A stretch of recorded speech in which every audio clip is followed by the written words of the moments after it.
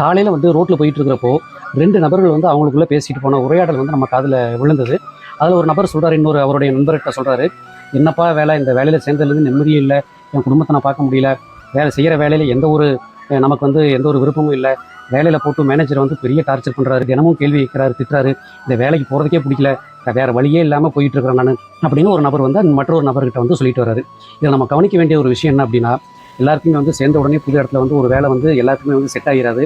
நமக்கான பொறுமை வேணும். அந்த இடத்துல வந்து கற்றுக்கொள்ள வேண்டிய விஷயங்களை சீக்கிரமாக கற்றுக்கிட்டு அங்கே வந்து நம்ம எப்படி வந்து பெயர் வாங்கணும், அந்த வேலையில் வந்து நம்ம எப்படி சிறப்பாக வரணும் அப்படிங்கிற சிந்தனைகள் தான் நமக்கு இருக்கணுமே ஒழிய, சேர்ந்த உடனே வந்து நம்ம வந்து உடனே வந்து பெரிய லெவலுக்கு போகணும், சேர்ந்த உடனே வந்து நமக்கு வந்து ப்ரொமோஷன் கிடைக்கணும், நம்மளுடைய எதிர்பார்ப்புகளை எல்லாமே வந்து அந்த வேலை வந்து திருப்திப்படுத்தணும் அப்படின்னு நினைக்கிறது வந்து மிகப்பெரிய தவறான விஷயம்.